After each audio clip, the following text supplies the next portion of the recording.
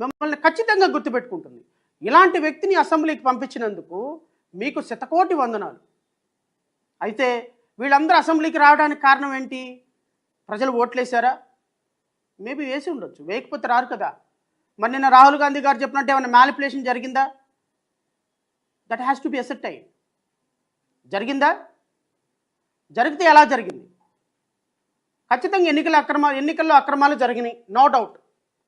ఎందుకు ఎన్నికల్లో అక్రమాలు జరిగినాయి అంటే, ఎన్నికల్లో అక్రమాలు జరిగినాయి అని సాక్షాత్తు 25-30 సంవత్సరాల ఎక్స్పీరియన్స్ కలిగినటువంటి ఐపీఎస్ ఆఫీసర్స్ సిట్ లిక్కర్ స్కామ్లో ప్రాథమికమైనటువంటి విచారణ చేసిన తర్వాత కోర్టులో ఫైనల్ ఛార్జ్షీట్ వేసేటప్పుడు ఎన్నికల్లో 3,500 కోట్ల రూపాయలు ఓటర్లను ప్రభావితం చేసి దానికి పంచారు అని ఒక సిట్ ప్రాథమికమైనటువంటి ఆరోపణ చేస్తూ దాన్ని ఛార్జ్షీట్ రూపంలో కోర్టులో ఫైల్ చేసిన కారణంగా నేను ఆ ఛార్జ్షీట్ను కూడా మీకు చదివి వినిపించి ఇంకా నా ప్రెస్ మీట్ను ముగిస్తా. ఛార్జ్షీట్లో 24వ పేజీలో ఫస్ట్ పారాగ్రాఫ్లో ఉంది, it is further revealed during investigation that the cash which was received in the form of kickbacks was distributed to voters during the general elections 2024 for the purpose of inducing the voters to vote for the YSRCP party. This was corroborated by the statements of LW 142, LW 162, LW 166, LW 167, LW 224. ప్రాథమికంగా వీళ్ళకి వచ్చినటువంటి రిపోర్ట్లో ప్రాథమికంగా ఈ సాక్ష్యాలన్నింటినీ పరిశీలించిన తర్వాత 3,500 కోట్ల రూపాయలు ఎలక్షన్లో వీళ్ళు ఖర్చు పెట్టారు వైఎస్ఆర్సీపీ వాళ్ళు అని సిట్ ప్రామాణికం చేసింది. నేను ఇప్పుడు ఎలక్షన్ కమిషన్ అడుగుతున్నా, ఒక ఎమ్మెల్యే ఖర్చు పెట్టాల్సింది ఒక అమౌంట్, ఒక ఎంపీ ఖర్చు పెట్టాల్సింది ఒక అమౌంట్. సో ఇంతకు మించి రూపాయి కూడా ఎక్కువ ఖర్చు పెట్టకుండా ఎలక్షన్ అబ్జర్వర్లు, ఎక్స్పెండిచర్ అబ్జర్వర్లు, రేపొద్దున ఎలక్షన్లో డబ్బులు ఏమైనా పంచుతున్నారని ఫ్లయింగ్ స్క్వాడ్లు, ఇన్ని వేల మంది అధికారులు పనిచేసిన తర్వాత ఆంధ్రప్రదేశ్లో జనరల్ ఎలక్షన్స్ కంప్లీట్ అయిన తర్వాత అందరూ రిటర్నింగ్ ఆఫీసర్స్ మా కాన్స్టిట్యున్సీలో డబ్బులు మనీ ఫ్లో అవ్వలేదు, ఓటర్లకు ఎవరు డబ్బులు పంచలేదు, ఇక్కడ ఎలక్షన్ ఎక్స్పెండిచర్ అంతా పర్ఫెక్ట్గా జరిగింది, ఎవరు రూపాయి ఇక్కడ ఖర్చు పెట్టలేదు అదనంగా అని మీకు ఎలక్షన్ అఫిడవిట్ వేసిన తర్వాత election commissioner on record press meet పెట్టి ఫ్రీ అండ్ ఫెయిర్ ఎలక్షన్ జరిగింది, ఇక్కడ ఏ విధమైన అక్రమాలు జరిగిందని చెప్పిన తర్వాత ఈరోజు దేశంలోనే అత్యున్నతమైనటువంటి ఇన్వెస్టిగేషన్ ఏజెన్సీ సిట్ ప్రామాణికంగా 3,500 కోట్ల రూపాయలు ఎలక్షన్లో జరిగినాయి, ఎలక్షన్లో డబ్బులు ఖర్చు పెట్టారు అని వేసిన ఛార్జ్ షీట్ని ఏం చేస్తారు? నేను అందుకనే జయభీమరావు భారత్ పార్టీకి సంబంధించినటువంటి 25 మంది ఎంపీ అభ్యర్థులు ఎలక్షన్ కమిషన్కి గత నెలలో ఒక రిప్రజెంటేషన్ సబ్మిట్ చేశాం. People's representatives act 1951 section 59A ప్రకారంగా ఎలక్షన్లో ఏ రోజైనా డబ్బులు ఫ్లో అయినాయి, డబ్బుల ద్వారా ఎలక్షన్ జరిగింది అని నిరూపణ అయితే అని ప్రాథమికంగా నిర్ధారణకు వస్తే ఎలక్షన్ కమిషన్ ఆ ఎలక్షన్ రద్దు చేయాలి అని చెప్పేసి ఈ రూల్ మ్యాండేట్ చేస్తుంది. నేనేమంటానంటే నేను ఎలక్షన్ కమిషన్ని కోరా, మా 25 మంది అభ్యర్థులు ఎలక్షన్ కమిషన్కి కంప్లైంట్లు పెట్టినాము అధికారికంగా, మేమందరం కంటెస్ట్ చేశాం, మేమందరం ఓడిపోయినాం అభ్యర్థులు, మేము ఓడిపోవడానికి ఎలక్షన్లో డబ్బులు ప్రామాణికంగా ఖర్చు పెట్టడమే కారణం. సో సెక్షన్ 50A బేస్ చేసుకొని సిట్ ఇచ్చినటువంటి ఇన్వెస్టిగేషన్ రిపోర్ట్ని బేస్ చేసుకొని ఎలక్షన్స్లో డబ్బులు ఖర్చు పెట్టారు, ఎలక్షన్స్లో డబ్బులు ఫ్లో అయినాయి కాబట్టి ఎలక్షన్స్ని రద్దు చేయండి, 2024 ఎలక్షన్స్ని రద్దు చేసి కూటమి ప్రభుత్వాన్ని రద్దు చేసి మరలా election జరిపించవలసిందిగా Jayabhimrao Bharat party demand చేస్తుంది. బికాజ్ ఈ సిట్టు 3,500 కోట్ల రూపాయలు ఎలక్షన్స్లో ఖర్చు పెట్టారని ఒక నిర్ధారణకు వచ్చింది కాబట్టి ఇది నా ఎలిగేషన్ కాదు, లేకపోతే రాజకీయ పార్టీల్లో నా కొలిగ్ పార్టీ లేకపోతే నా కౌంటర్ పార్టీ కాదు, ఇది ఏదో కంటెస్ట్ చేసినటువంటి అభ్యర్థి యొక్క ఎలిగేషన్ కాదు, ఇది కాన్ఫ్లిక్ట్ వచ్చేటువంటి ఒక ఎలిగేషన్. ఇది కేవలం ఎలిగేషన్ మాత్రమే, ప్రిలిమినరీ కొట్టేయటానికి కూడా లేదు. వన్స్ ఛార్జ్ షీట్ ఫైల్ చేసిన తర్వాత పోలీస్ ఆర్ బౌండ్ టు, మేము డిమాండ్ చేస్తున్నాం ఎలక్షన్ కమిషన్ని విచారణ చేయాలి, సిట్ చేయాలి. నేను ఖచ్చితంగా 5 రిట్ పిటిషన్స్ హైకోర్టులో ఫైల్ చేయబోతున్నాం. ప్రతి ఒక్క అభ్యర్థి పిటిషన్ ఫైల్ చేస్తాడు, ఎలక్షన్ కమిషన్ నా సమాధానం చెప్తుందా, సిట్ సమాధానం చెప్తుందా తెలియాలి. నాకు ఇంకొక విషయం కూడా తెలియాలి, ఈ రాష్ట్ర ప్రజలకు తెలియాలి. 3,500 కోట్ల రూపాయల స్కామ్ జరిగితే 100 కోట్ల రూపాయలు విల్లాలు ఎవరు కొన్నారు, బంగారం ఎవరు కొన్నారు, డిబెంచర్లు ఎక్కడి నుంచి వచ్చింది, కూడా పెట్టుబడులు ఎక్కడ పెట్టినారు, షేర్లు ఎవరు పెట్టినారు, మరి దానికి ఎన్ని వేల కోట్ల రూపాయలు ఖర్చు పెట్టినారు, ఎవరు ఖర్చు పెట్టారు, ఆ బంగారం ఎవరు తీసుకున్నారు, నారా లోకేష్ తీసుకున్నాడా, సిట్ అధికారులు తీసుకున్నారా, ఆ భవంతులు లేకపోతే నారా లోకేష్ పవన్ కళ్యాణ్ లిక్కర్ తాలూకు డబ్బులు రికవరీ పెట్టినట్టు ఎవరి దగ్గర ఉన్నాయి? బికాస్ ఛార్జ్ షీట్లో ఎక్కడ కూడా మేము బిల్లాలు సీజ్ చేసాము, బంగారం సీజ్ చేసామని రాయలా. నాకు తెలిసి ఆంధ్రజ్యోతి బ్యానర్లోనో TV5 బ్యానర్లోనో భారతి గారు దగ్గర వేల కోట్ల రూపాయల బంగారం ఉందని రాస్తున్నారు. I don't think so. వాళ్ళు మరి సీజ్ చేస్తారో లేదో నాకు తెలియదు. బట్ ఏదేమైనప్పటికీ మొన్న దొరికిన 11 కోట్ల రూపాయలు దీనికి సంబంధించినయా లేవా మాకు తెలియాలి. కాబట్టి ఎలక్షన్స్ ఫ్రీ అండ్ ఫెయిర్గా జరిపించాల్సిన బాధ్యత మాకు ఉంది. కాబట్టి మేము రాష్ట్ర ప్రభుత్వాన్ని సిట్టిని డిమాండ్ చేస్తున్నాం. మీరు చాలా మంచి పని చేశారు. ఈ లెక్కర్ స్కామ్లో ఎవరెవరు ఉన్నారో మాకైతే తెలియదు, కానీ మీరు చేసినటువంటి పని అద్భుతమైన పని. ఎందుకంటే ఎలక్షన్స్లో అక్రమాలు జరిగినాయి అని మీరే ఒప్పుకున్న కారణం ప్రభుత్వం అంటే భారతీయ జనతా పార్టీ, తెలుగుదేశం మరియు జనసేన,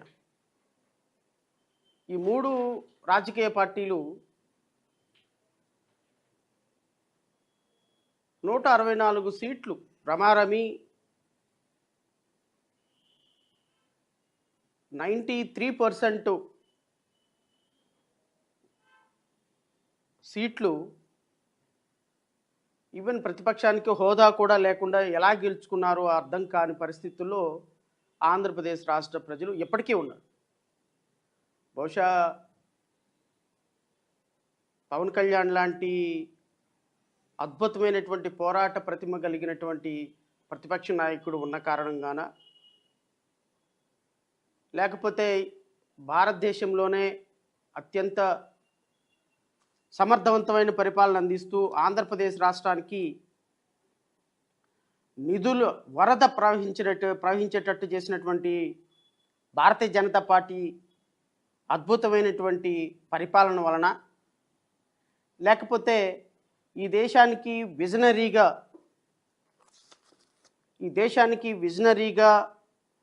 45 సంవత్సరాల సుదీర్ఘమైనటువంటి రాజకీయ జీవితంలో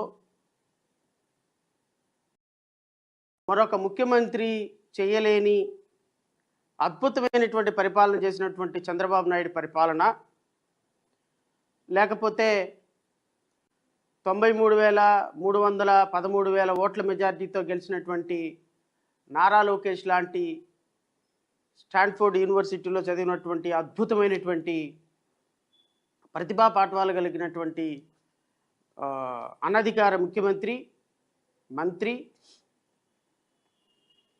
రెడ్ బుక్ సృష్టికర్త మన గౌరవనీయులైనటువంటి నారా లోకేష్ గారిని చూసి ఓటేశారా నాకైతే తెలియదు. కానీ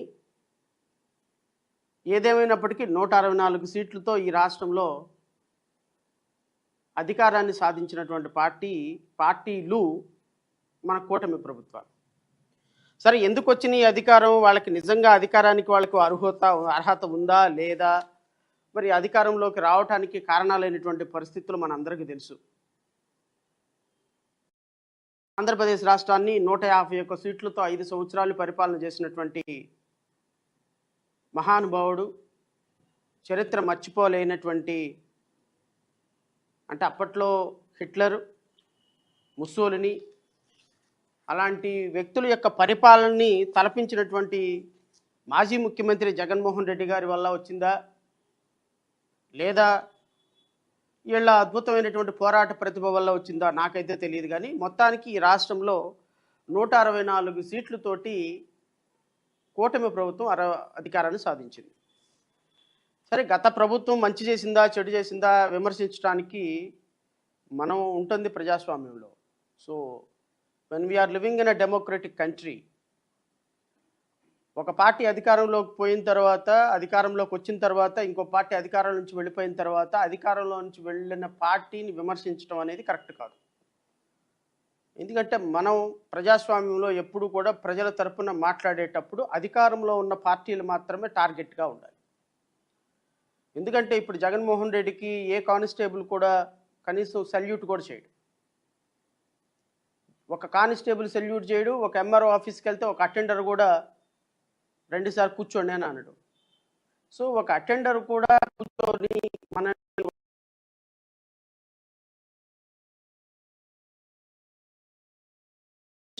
రాజకీయాల్లో అది పెద్ద సౌరత్వం కూడా కాదు. సో ఇప్పుడు విమర్శించాల్సింది ప్రజల్ని చైతన్యవంతులు చేసి ముళ్ళకర్రతోటి ప్రజలకి ఇచ్చినటువంటి వాగ్దానాలు నిర్వర్తించేటట్టు చేయాల్సింది పాలకపక్షాన్ని. యాజ్ ఎ పక్షానికి ఆల్రెడీ ప్రజలు పనిష్మెంట్ విధించేశారు. గత 5 సంవత్సరాల్లో కూడా రాష్ట్రంలో ఈవెన్ కరోనా సందర్భంలో కూడా జగన్మోహన్ రెడ్డి మీద అవిశ్రాంతమైనటువంటి పోరాటం చేసినటువంటి వ్యక్తుల్లో జయభీమరావు భారత్ పార్టీ అధ్యక్షుడిగా జడా శ్రవణ్ కుమార్ అనేటువంటి వాడు ప్రథముడు. జగన్మోహన్ రెడ్డి అక్రమాల మీద కొన్ని వేల కేసులు వేసి గత ప్రభుత్వంలో జరిగినటువంటి దుర్మార్గాల మీద నిరంతరం ప్రజల్లో ఉండి మా స్థాయికి ఉన్నంత వరకు పోరాటం చేసిన వ్యక్తుల్లో మొదటి వ్యక్తి జడా శ్రవణ్ కుమార్. ప్రజల తరపున నిరంతరం రౌండ్ టేబుల్ సమావేశాలు పెట్టి మేధోమథనం చేసి జగన్మోహన్ రెడ్డి ప్రభుత్వం దళిత బిడ్డల మీద చేస్తున్నటువంటి దాష్టికాలని ప్రజల ముందు ఎండగట్టి ప్రభుత్వాన్ని ప్రజల ముందు బట్టలు పదీసి నిలబెట్టినటువంటి వ్యక్తుల్లో జడా శ్రవణ్ కుమార్ అనేటువంటి వాడు మొదటివాడు. ఈ మధ్యకాలంలో నేను మన ఉపామా ఉన్నాడు కదా పవన్ కళ్యాణ్ మీద ఒక కేసు వేసినప్పుడు పవన్ కళ్యాణ్ అనేటువంటి వ్యక్తి బాధ్యతారహితమైనటువంటి ఆరోపణలతో 30,000 మంది అమ్మాయిలు మిస్ అయిపోయినారు. ఈ 30,000 మంది అమ్మాయిలు మిస్ అవ్వడానికి కారణం ఆంధ్రప్రదేశ్ రాష్ట్రంలో ఉన్న ప్రతి వాలంటీరు ఈ 30,000 మంది అమ్మాయిల్ని వ్యభిచార గృహాలకి సప్లై చేస్తున్నారు అని చెప్పి అది కేంద్ర నిఘా వర్గాలు నాకు చెప్పినప్పుడు అదే నేనే ముఖ్యమంత్రిని అయితే ఆ 30,000 మంది అమ్మాయిల్ని 10 నిమిషాల్లో ఇక్కడ తీసుకొచ్చి కూర్చోబెట్టేవాడిని, డీజీపీతో మీటింగ్లు పెట్టేవాడిని, మానిటరింగ్ చేసేవాడిని. నాకు అధికారం ఇచ్చి చూస్తే ఆడపిల్లల్ని రక్షిస్తానని చెప్పినటువంటి ఉప ముఖ్యమంత్రి అధికారం వచ్చిన తర్వాత ఎక్కడికి పారిపోయాడో ఎవరికి తెలియదు. మరి 30,000 మంది అమ్మాయిలు మిస్ అయినటువంటి అమ్మాయిల్ని ఎంతమంది అమ్మాయిల్ని తీసుకొచ్చి తల్లిదండ్రులకు అప్పగిచ్చాడు ఎవరికి తెలియదు. సో ఖచ్చితంగా ఆయన ఉప ముఖ్యమంత్రి అయ్యాడు కాబట్టి ఖచ్చితంగా నేను ప్రశ్నిస్తా. ఖచ్చితంగా మీరు చెప్పినటువంటి మాట నిలబెట్టుకోలేదు కాబట్టి రాజకీయ పార్టీగా ప్రశ్నిస్తాం. ఖచ్చితంగా ఒక 2,30,000 మంది 50 మంది ఇంట్లో సేవ చేసినటువంటి వాలంటీర్లని ప్రాస్టిట్యూట్ హోమ్స్ నడుపుతున్నారు, మీరు వీళ్ళందరినీ తీసుకెళ్లి వ్యభిచార గృహంలో పడేస్తున్నారని డిగ్రీలు చదివినటువంటి పిల్లలు, సోషల్ సర్వీస్ చేసేటువంటి పిల్లల గురించి నువ్వు బాధ్యతారహితమైన ప్రకటన చేసినప్పుడు ఖచ్చితంగా నేను ప్రశ్నిస్తా. మరి ఆ 30,000 మంది అమ్మాయిలు ఎక్కడ ఉన్నారో తీసుకొచ్చి ఇవ్వాల్సినటువంటి బాధ్యత నీ మీద ఉంటుంది. మరి వాళ్ళు వాలంటీర్స్ వాళ్ళు 5,000 రూపాయలకి వ్యభిచార గృహాలు నడుపుతున్నారని చెప్పినటువంటి నీ మీద కేసు వేసి నీకు అధికారం వచ్చింది కాబట్టి కేసు విత్డ్రా చేసుకుంటే మిగతా వాలంటీర్స్ చూస్తూ ఊరుకోవాలనే శ్రీరంగ నీతులు చెప్పి కేసులు విత్డ్రా చేసుకున్నప్పుడు వైఎస్ జగన్మోహన్ రెడ్డి ప్రభుత్వం మీద విమర్శలు చేసిన నీవు ముఖ్యమంత్రి అయిన తర్వాత ఎలా విమర్శలు చేసావు, ఎలా విత్డ్రా చేసుకున్నావు, నువ్వు అధికారాన్ని దుర్వినియోగం ఎలా చేసావు? సో ఈ అంశాల పట్ల ఖచ్చితంగా ప్రజల్లో ఒక చర్చ జరగాలి. వాలంటీర్స్ వచ్చారు, ఖచ్చితంగా కేసు రీఓపెన్ చేయమని. ఈ సందర్భంలో కొంతమంది అధికార పార్టీకి చెందినటువంటి నాయకులు మాట్లాడుతున్నారు. జడా శ్రవణ్ కుమార్ ఫేమస్ అవ్వటం కోసం పవన్ కళ్యాణ్ మీద కేసులు వేశాడు. పవన్ కళ్యాణ్ మీద కేసు వేస్తే జడా శ్రవణ్ కుమార్ గురించి మాట్లాడుకుంటారు కాబట్టి కేసులు వేశారు. నేను చెప్తున్నా జనసేన అధికార ప్రతినిధులకి, లేకపోతే జడా శ్రవణ్ కుమార్ ఫేమస్ అవ్వాలి అని పవన్ కళ్యాణ్ మీద ప్రయత్నం చేస్తున్నటువంటి వ్యక్తులకి నేను మీడియా ద్వారా, ఈ రాజకీయ పార్టీ ఈ ప్రెస్ మీట్ ద్వారా మీ అందరికీ నేను ఒకటే గుర్తు చేస్తున్నా. జడా శ్రవణ్ కుమార్ 29 సంవత్సరాలకి బహుశా అత్యంత పిన్న వయసులో న్యాయమూర్తి అయినటువంటి మొట్టమొదటి వ్యక్తి. మీ నాయకుడిలాగా 10వ తరగతి 10 సార్లు తప్పిన వ్యక్తిని కాదు నేను. జడా శ్రవణ్ కుమార్ అనేవాడు 28 సంవత్సరాలకి డిఎస్పీలతో ఎస్పీలతోటి సెల్యూట్లు కొట్టించుకున్నటువంటి వ్యక్తి. మీ నాయకుడికి మహా అయితే 55 సంవత్సరాల్లో కానిస్టేబుల్ సెల్యూట్ కొట్టుంటాడు. మీ నాయకుడు 10th క్లాస్ చదివాడు, 10th క్లాస్ పాస్ అయ్యాడో లేదో కూడా నాకు తెలియదు. మీలాంటి వాడి గురించి మాట్లాడి జడా శ్రవణ్ కుమార్ స్థాయిని పెంచుకునేటువంటి పరిస్థితుల్లో ఉన్నాడని మీరు ఫీల్ అవుతున్నారా? నేను జనసేనలో లేకపోతే తెలుగుదేశం పార్టీ అధికార ప్రతినిధులుగా ఎవరైతే జడా శ్రవణ్ కుమార్ ఫేమస్ అవ్వడానికి చేస్తున్నాడని చెప్పే విమర్శల కోసం చెప్తున్నా. మీ నాయకుడి స్థాయి నా స్థాయి ఎప్పటికీ సరిపోదు, మీరు ఇది గుర్తుపెట్టుకోండి. మీ పవన్ కళ్యాణ్ ఇంకో 10 జన్మలు ఎత్తిన ఒక న్యాయమూర్తిగా 2 వాదనలు విని తీర్పిచ్చే స్థాయి మీ నాయకుడికి ఈ దేశంలో ఎప్పటికీ రాదు. అనుకుంటే నేను 10 సినిమాలు తీయగలుగుతా, కానీ మీ నాయకుడు 2 కాళ్ళు వేసి తపస్సు చేసి పైకెత్తి పెట్టినా కనీసం డిగ్రీ కూడా పాస్ కాలేడు. సో పవన్ కళ్యాణ్ ఆలోచన కానీ, పవన్ కళ్యాణ్ స్థాయి కానీ, పవన్ కళ్యాణ్ మహా అయితే సినిమా యాక్టర్ అయితే అయి ఉండొచ్చేమో. 15 సంవత్సరాలు ఫైట్ చేస్తే ఒక ఎమ్మెల్యే అయిపోయినాడు. 32 పార్టీలు మోసి ఒక ఎమ్మెల్యే అయిపోయినాడు. భారతీయ జనతా పార్టీ కాళ్ళు నాకి బూట్లు నాకి ఈరోజు ఐడియాలజీని మీదేసుకొని రోజుకొక జెండా పట్టుకొని తిరుగుతున్నాడు. పవన్ కళ్యాణ్ వ్యక్తిత్వానికి నా వ్యక్తిత్వానికి సంబంధం ఏంది? గత 5 సంవత్సరాల్లో పవన్ కళ్యాణ్ పోరాటం చేసిన ఒక్క అంశం లేదు. సుగాలి ప్రీతి అని మాట్లాడినాడు. ఈ రోజు వరకు సుగాలి ప్రీతి కేసు దిక్కుమొక్కు లేకుండా పోయింది. నువ్వెట్ట ఉప ముఖ్యమంత్రి, నువ్వెట్ట నాయకుడివి, నువ్వెట్లా ఈ రాష్ట్రానికి విజన్ చూపించేటువంటి నాయకుడివి, నువ్వెలా ఈ రాష్ట్రానికి ఒక అద్భుతమైనటువంటి పరిపాలన ఇచ్చేటువంటి ఉప ముఖ్యమంత్రివి. గత సంవత్సరం నుంచి ఈ రాష్ట్రంలో కనపడకుండా దాక్కొని ఎక్కడో కనబడటం లేదు అని చెప్పి మీ పిఠాపురం ప్రజలు నీకు వాల్ పోస్టేజ్ చేస్తున్నారు. నీ పిఠాపురం ప్రజలకి కనీసం ఒక చిన్న ప్రాజెక్టు కూడా తెచ్చుకోలేని అసమర్థ ఉప ముఖ్యమంత్రి, అసమర్థ ఎమ్మెల్యే, నువ్వు అసమర్థమైన పార్టీని నడిపేటువంటి ఒక ఊసరవెల్లి లాంటి వ్యక్తి, నీకేంటి